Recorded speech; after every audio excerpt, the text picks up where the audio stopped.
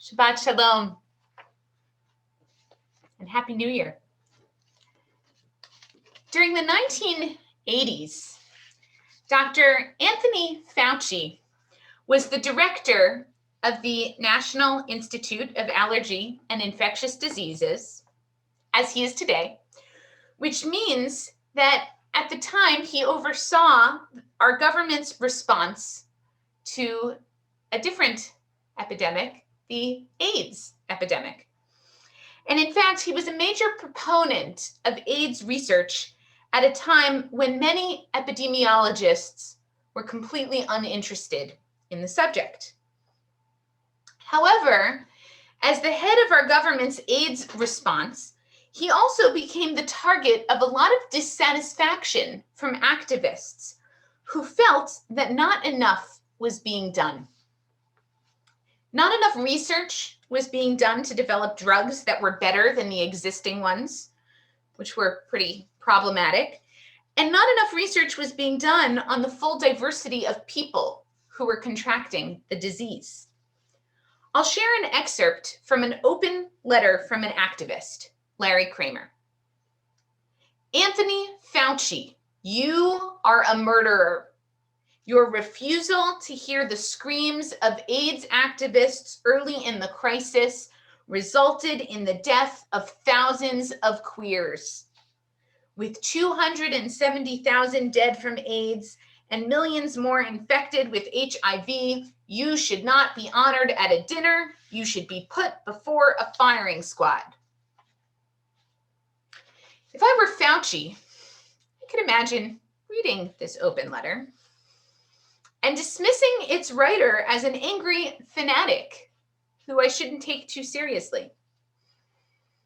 But Fauci didn't dismiss Kramer. Instead, he reached out. He asked to meet him. And eventually, the two men became friends.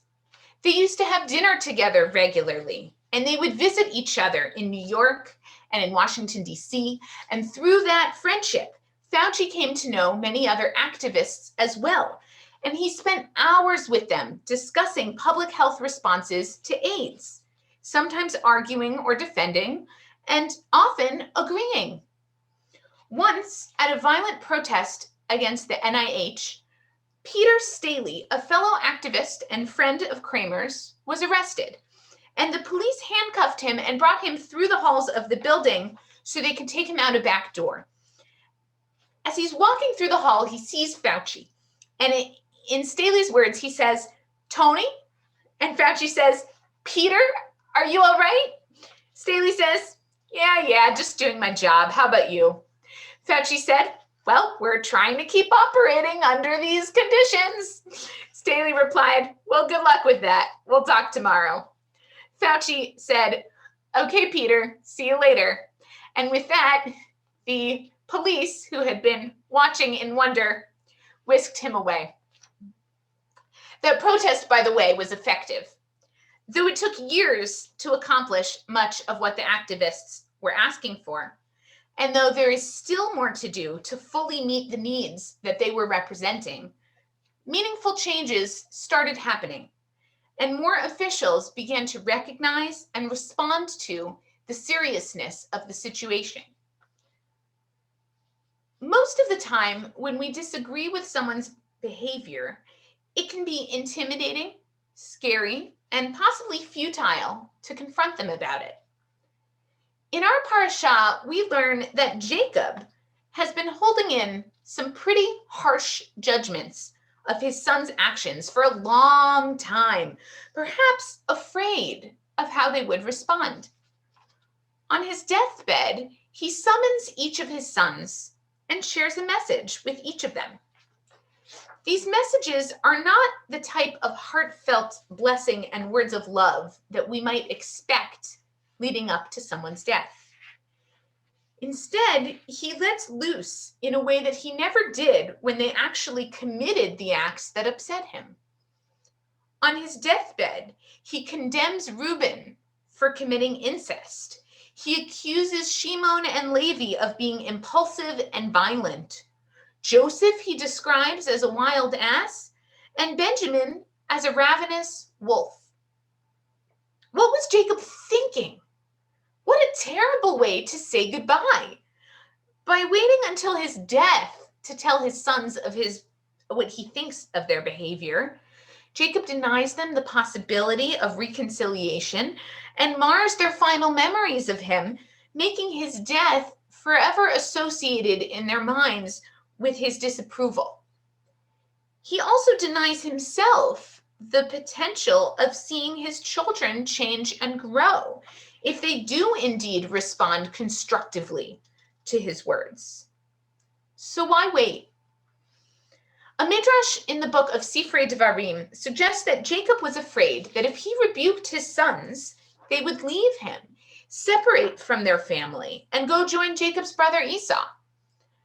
As a result, the midrash says, Jacob chose to wait until his death to tell his sons how he feels, so that even if they respond badly, they will have no reason to leave the family, since they won't have to encounter him again and be constantly reminded of his disapproval. Jacob's fear, as imagined by the midrash, is understandable. Many people don't respond well to criticism, and if he felt his sons wouldn't listen anyway or feared their rejection, it's understandable why he may have repeatedly put off confronting them. Furthermore, he doesn't exactly have good models in his family for parents who cultivate positive sibling relationships with and among their children. His grandfather Abraham nearly slaughtered his son Isaac and banished his other son Ishmael from the family.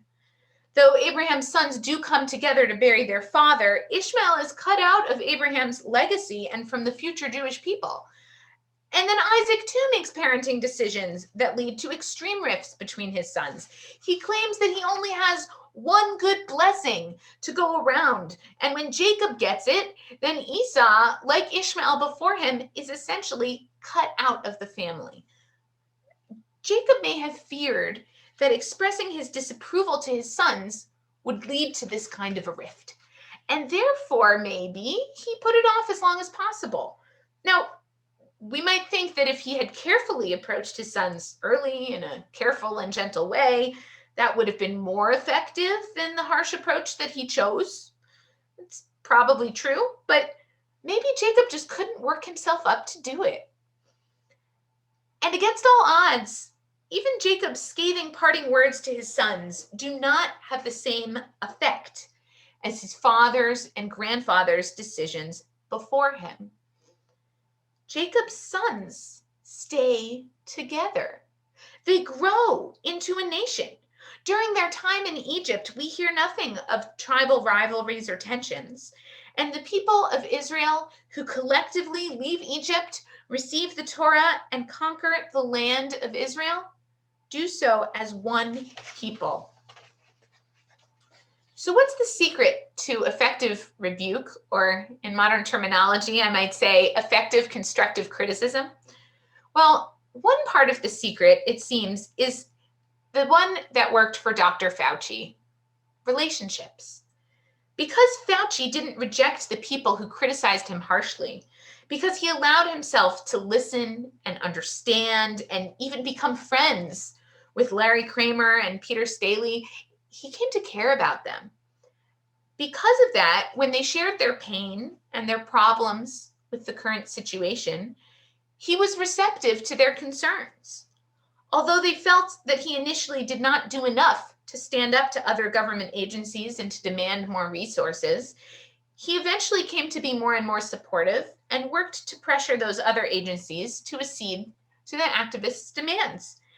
They helped him to change and grow because he didn't let their initial hostility stand in the way of hearing why they were so critical of his choices.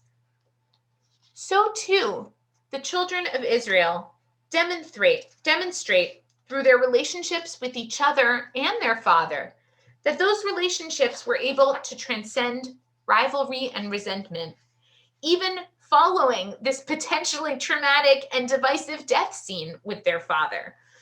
And we see that from looking at what happens next.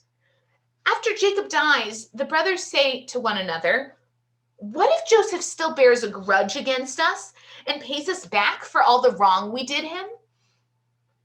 Think of the fear, the acrimony, the anxiety. They send Joseph a message purporting to be the words of their father Jacob, asking him, Joseph, to forgive the brothers. Most of the commentators understand this to be fictional. That is, they believe the brothers made it up in a desperate effort to prevent Joseph from taking revenge on them. The commentators are convinced this isn't what Jacob actually said or wrote. Perhaps it's what today we might say he should have written. But Joseph does forgive them. He says, "Have no fear. Am I a substitute for God? Besides, although you intended me harm, God intended it for good, so as to bring about the present results, the survival of many people. And so fear not, I will sustain you and your children." Thus he reassured them, speaking kindly to them.